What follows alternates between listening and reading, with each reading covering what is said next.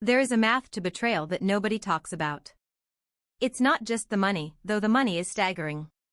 It's the subtraction. The way a number on a page can erase 3 years of your life like they never happened.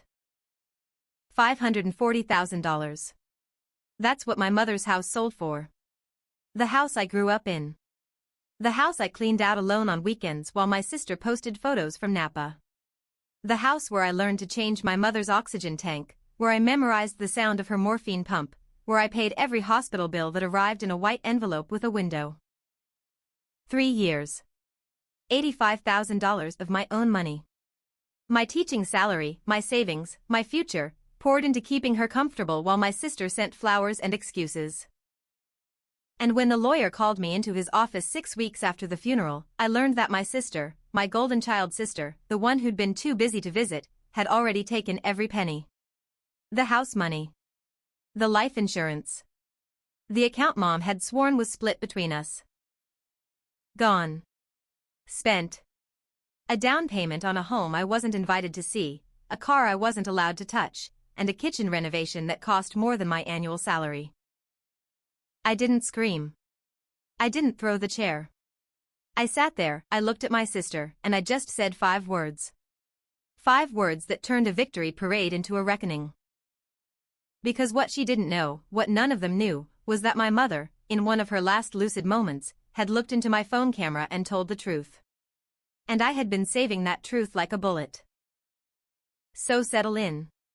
Because if you've ever been the one who stayed, the one who paid, who sacrificed, who watched your life shrink while someone else's expanded, you're going to feel every second of what comes next. Let me give you the lay of the land before the numbers stop making sense. I'm Rachel. 36. I'm a high school English teacher, which means my professional life is built on patience I don't have and empathy I can't turn off. I grade essays about Romeo and Juliet while eating lunch at my desk, and I tell myself that matters more than money. Most days, I believe it. My mother, Eleanor, was diagnosed with early-onset Alzheimer's 3 years before she died. She was 64 when the forgetting started. By 66, she needed full-time care. By 67, she didn't recognize her own reflection. My father had passed 5 years earlier. Heart attack, instant, unfair. It left Mom alone in the house with a mortgage, a pension, and 2 daughters who lived very different lives. I lived 40 minutes away. I was the one who noticed the stove left on. I was the one who found her wandering the grocery store parking lot at dusk. I was the one who sat in the neurologist's office and heard the words rapid progression and felt my future rearrange itself around a responsibility I never questioned. I moved in. Not all at once, first weekends, then evenings, then permanently. I sublet my apartment. I transferred to a school district closer to her house. I traded my small independence for her large decline, and I told myself it was temporary. It wasn't temporary. The bills started small.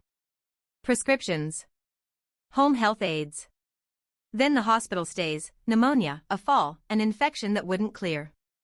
Each stay brought new charges, new specialists, new equipment she needed at home. The insurance covered some. It didn't cover enough. $85,000. That's what I paid out of my own pocket over 3 years. Not big, dramatic numbers. Just $1,000 here, $3,000 there, a $5,000 ambulance ride I put on a credit card because the alternative was waiting 8 hours. I didn't keep a ledger at first. I wasn't thinking like an accountant. I was thinking like a daughter. I was thinking, this is what love looks like when it has a price tag. I was wrong about that. But I wouldn't learn how wrong until it was too late. I should explain Jessica before we get to the theft. Because everything ugly about this story starts with her, but it doesn't end there. It ends with a system that trained her to take, and trained me to let her. Jessica is 39. She's the golden child. You know the type, the older sister who was beautiful in high school, who married well, who turned every family gathering into a performance of her own success. She lives 3 states away and visits exactly twice a year, Christmas and Mother's Day. Those visits were events. She'd arrive with expensive wine, with gifts wrapped in tissue paper, with stories about her husband's promotion and their trip to Tuscany. She'd sit with Mom for 2 hours, hold her hand, take a photo for Instagram with a caption about grateful hearts, and leave. And Mom would glow for days. Not because Jessica had done anything real, but because Jessica was the one who got away. The one who lived the life Mom wished she'd had. The one who made the sacrifice look unnecessary. I was the sacrifice. I was the one who emptied bedpans and argued with insurance companies and learned to cook meals that could be swallowed by someone who'd forgotten how to chew. I was the background noise. Jessica was the melody. When Mom's diagnosis got serious, I called Jessica. I told her Mom needed full-time care. I told her I was moving in. I told her we needed to talk about money, about the house, about the savings, about how we'd split the costs. Jessica's response was perfect. Sympathetic, warm, utterly useless. Rachel, you're so good at this stuff. You're the organized one.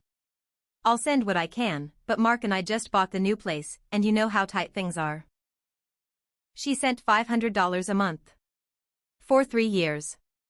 $18,000 total. I paid $85. The math of that still makes me dizzy. But here's what I didn't know then. While I was paying for Mom's care with my salary and my credit and my future, Jessica was talking to Mom about the house. Not about selling it to cover the bills. About what would happen to the money when Mom died. The house was worth $540,000.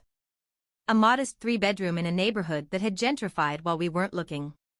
Mom had paid it off years ago, thanks to Dad's life insurance and 30 years of frugal living. That house was supposed to be my safety net. Not in a greedy way, in a practical way. Mom had told me, during one of her lucid afternoons, that the house would be split between Jessica and me. You've both been good daughters, she'd said, squeezing my hand. I want you both to have something. I didn't push. I didn't ask her to put it in writing.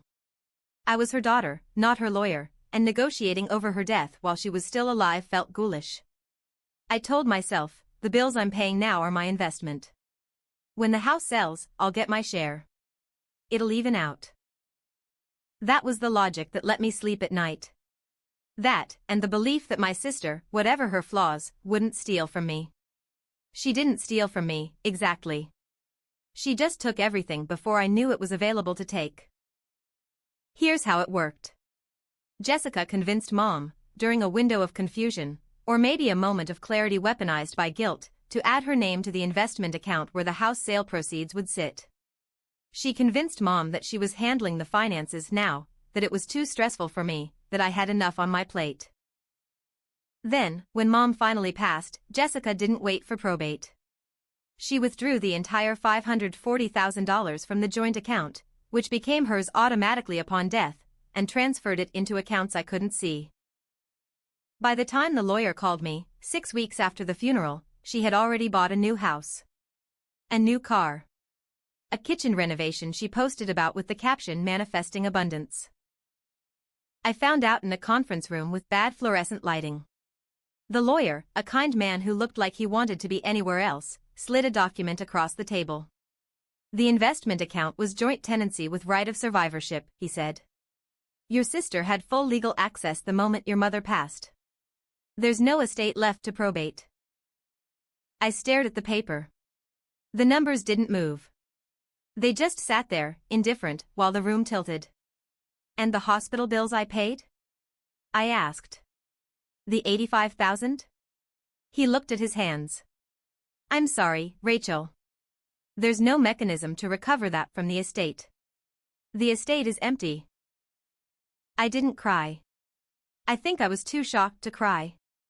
I just sat there, doing the math, realizing that my sister had not only taken my inheritance, she'd taken my reimbursement. She'd taken my 3 years. She'd taken the life I could have had, and she'd turned it into granite countertops. I didn't confront Jessica immediately. That's not how the reliable one operates. The reliable one processes. The reliable one makes sure she's not overreacting, not being dramatic, not making things about herself. I spent 2 weeks in my mother's empty house, surrounded by her furniture and her silence, going through boxes I'd been too busy to open. I found photo albums where Jessica appeared in every other picture, glowing and present, while I stood in the background holding a coat or a purse.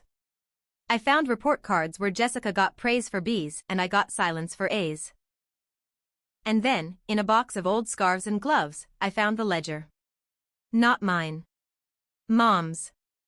A small leather notebook, her handwriting shaky but legible, where she'd recorded every gift, every loan, every dollar she'd given Jessica over the past 15 years. The wedding, $40,000. The down payment on her first house, $60,000. The investment in Mark's business that failed, $25,000. The car when hers was repossessed, $18,000. The list went on.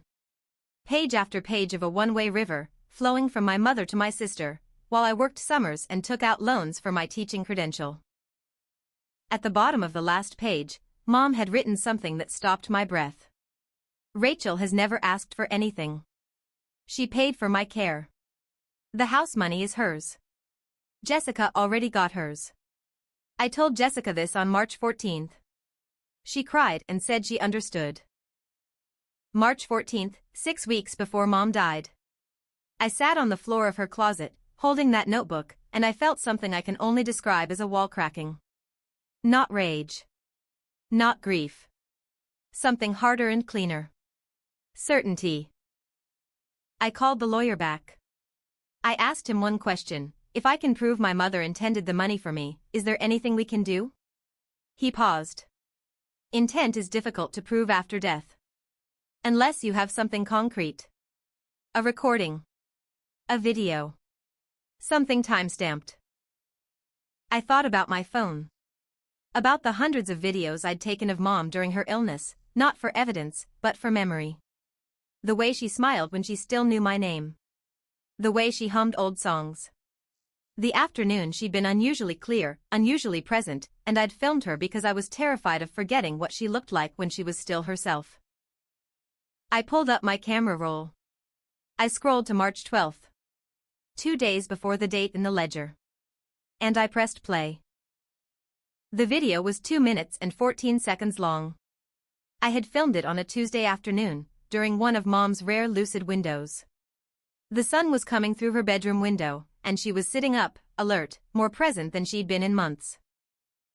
I'd meant to capture her humming. Instead, I captured something else. On the screen, Mom looks at me, really looks at me, with the full weight of her attention, and says, "Rachel, I need you to listen. I told Jessica the house money is yours. She's gotten so much already. You've paid for everything. I don't want you left with nothing." I hear my own voice, young and naive, saying, "Mom, don't worry about that. Let's just enjoy today." And Mom, sharp and clear as a knife, "No. I need you to know. I wrote it down. Jessica knows. If she takes that money, she's stealing from you. Not from me. From you. Promise me you'll remember that." I watched it 3 times. Then I backed it up to 3 clouds. Then I called my sister. I didn't tell her about the video. I didn't tell her about the ledger.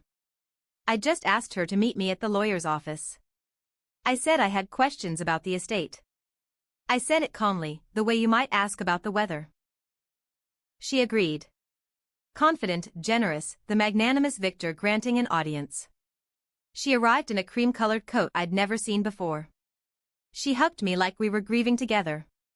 She sat in the same chair where I'd learned my future had been stolen, and she smiled at the lawyer, and she said, "I'm happy to clarify anything.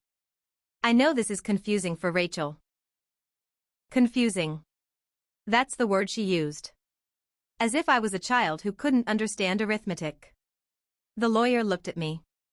I nodded. "Jessica," I said, my voice steady, "I just want to understand one thing. Mom told you on March 14th that the house money was mine. That you'd already received your share over the years. She wrote it in her ledger. She recorded a video 2 days before, saying the same thing." Jessica's smile didn't falter. Not at first. "Rachel, Mom was sick. She didn't know what she was saying. You know how confused she got." "I do," I said. Which is why I checked the dates. March 12th was a lucid window. The neurologist noted it in her chart. She was competent. She was clear. And she knew exactly what she was doing. I pulled out my phone. I set it on the table. I pressed play. Mom's voice filled the room. Small, shaky, but unmistakably hers. If she takes that money, she's stealing from you. Not from me. From you. The color left Jessica's face. Not all at once, in stages, like a sunset in reverse. Her eyes went to the lawyer, then to me, then back to the phone. That's not, you can't use that, Rachel. That's a private conversation. It was a video I recorded of my mother, I said. On my phone. In my presence. With her consent. It's admissible.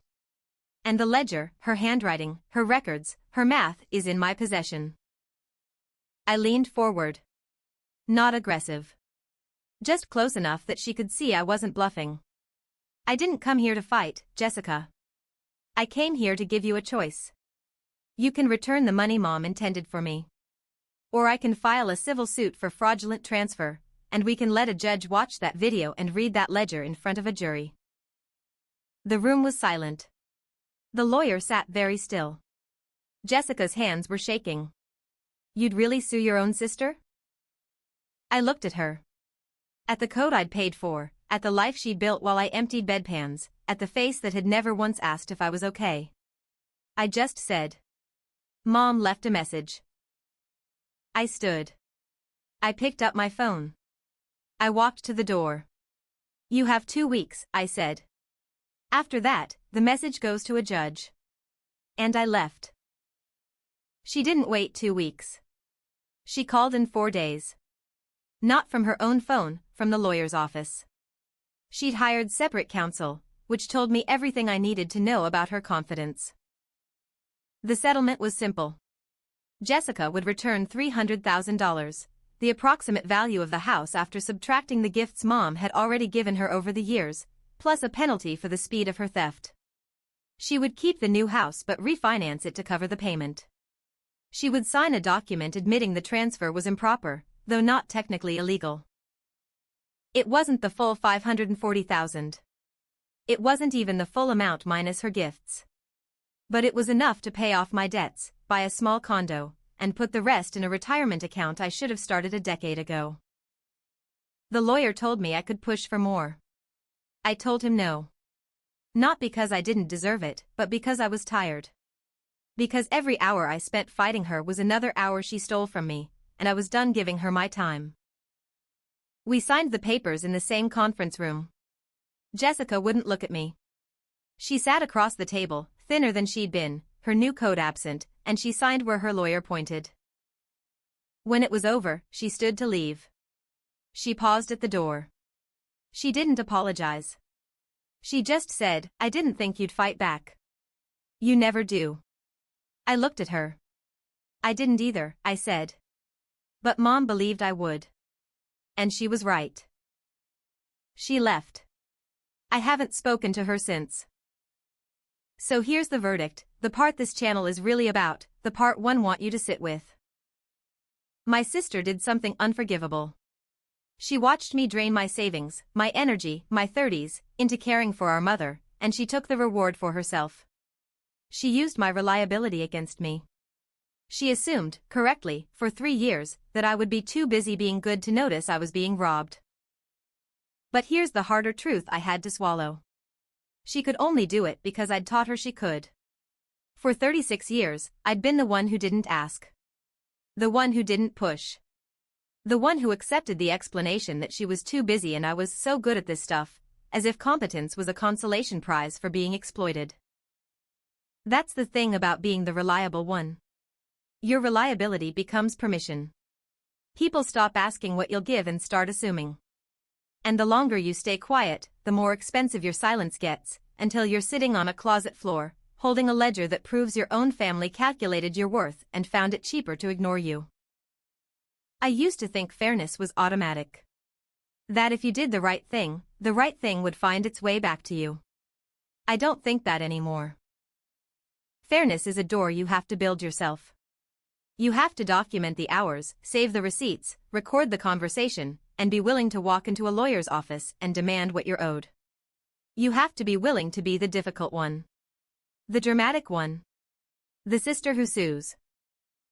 If you're the reliable one, the one who pays, who stays, who absorbs the cost so nobody else has to feel it, hear this: your goodness is not a bank account other people get to withdraw from without depositing. Your care is not free. Your time is not unlimited. And the moment you realize you've been paying for someone else's life with your own, you have every right to stop. My mother knew that. In one of her last clear moments, she looked at me and she named the theft before it happened. She gave me the words I needed, and she made me promise to use them. I kept that promise. Stay calm. Keep your receipts. And never be afraid to play the tape. Thanks for sitting with this one. I know how that closet floor feels, the way your hands shake around a notebook you didn't know you needed, the way a 2-minute video becomes the only proof that you were ever seen at all. If this story resonated, drop a comment and tell me, would you have taken the settlement, or pushed for every dollar? I read every single one, and the verdict section is always my favorite. Hit subscribe for a new calm verdict every week. And if you've got a family story of your own, the kind where you were the one who stayed, and someone else was the one who took, share it. You'd be surprised how many people have been exactly where you are. Until next time. Stay calm. Keep your records. And never apologize for knowing your worth. Calm Verdict Stories.